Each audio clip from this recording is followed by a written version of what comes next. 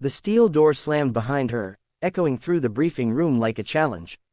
Every head turned. Conversations stalled mid-sentence. Booths shifted, chairs creaked, and the air thickened with the quiet disbelief that followed her wherever she went. She walked in with the calmness of a drifting ember, small, quiet, but hot enough to burn through steel. No rank visible, no medals displayed, just a mad black duffel slung over her shoulder and a face that showed neither pride nor fear. "Ma'am," the logistics officer said stiffly, clearing his throat. "Please take a seat. The commander will begin shortly." But she didn't sit. She stood at the back of the room, arms folded, eyes steady. Unmoving. And when the SEAL commander, a towering slab of muscle named Briggs, finally entered and scanned the roster, he stopped at the last name on the list. A tiny smirk tugged at his mouth. "All right, people," he said loudly, tapping the clipboard. "Before we deploy, we've got one new asset joining us. Goes by the call sign, Viper Falcon." Several SEALs chuckled under their breath.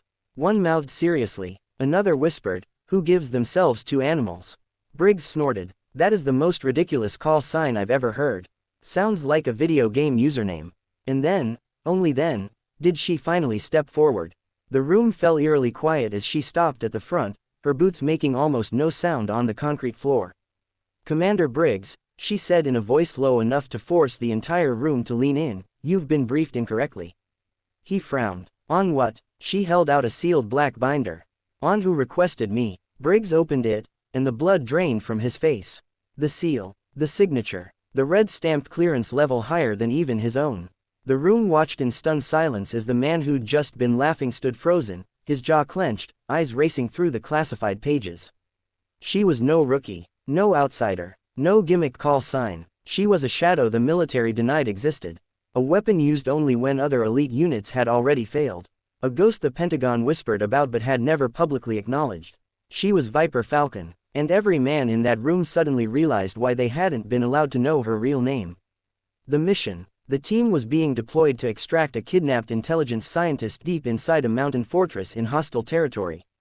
3 teams had tried. 3 teams had vanished. The place was a labyrinth of tunnels, traps, snipers, and enemy scouts trained to hunt even the best special operations units.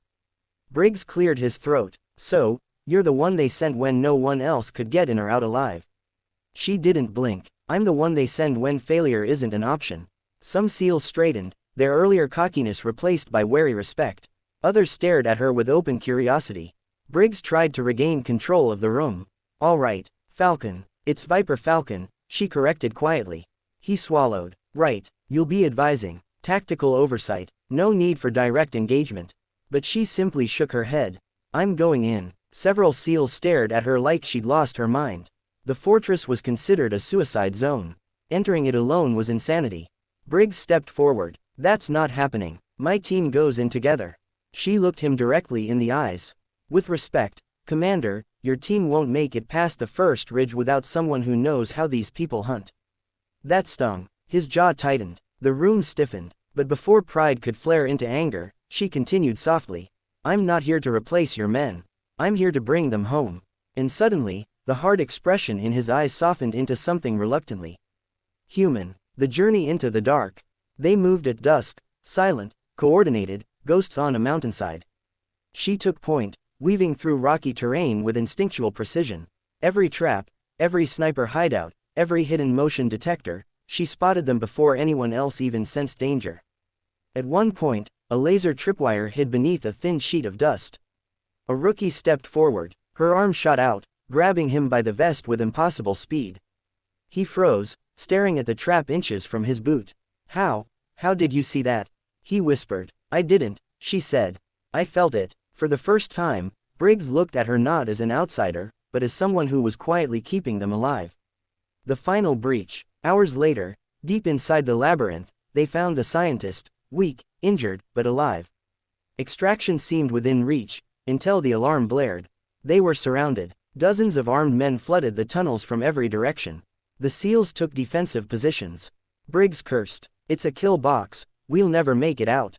But she stepped forward calmly, pulling something from her duffel. Not a weapon, not explosives. A small, unmarked comms device. "I didn't come alone," she said. For a moment, nothing happened. Then the entire mountainside shook. A thunderous roar boomed across the tunnel system as a hidden U.S. drone strike, pre-coordinated solely with her, obliterated the enemy's outer defenses, plunging the fortress into chaos. "What did you do?" Briggs shouted over the rumbling. She shouldered her duffel again. "I created your exit." The room goes silent. They return to base hours later, exhausted, bruised, but alive. The scientist was safe. Not a single SEAL lost. Not one. In the debriefing room, the same men who had laughed at her call sign now stood at attention. Briggs cleared his throat. Then, with the weight of humbled pride, he said, "Team, stand down. Viper Falcon, you have the floor." Her eyes swept across the room, not with arrogance, but with calm strength. "I didn't come here to be admired," she said quietly. "I came here because every soldier deserves to return home. I don't do this for recognition. I do it for the ones who never got that chance." Silence. A deep, heavy silence. Briggs stepped forward, and saluted her. The rest of the room followed. And for the first time, she allowed the ghost of a smile.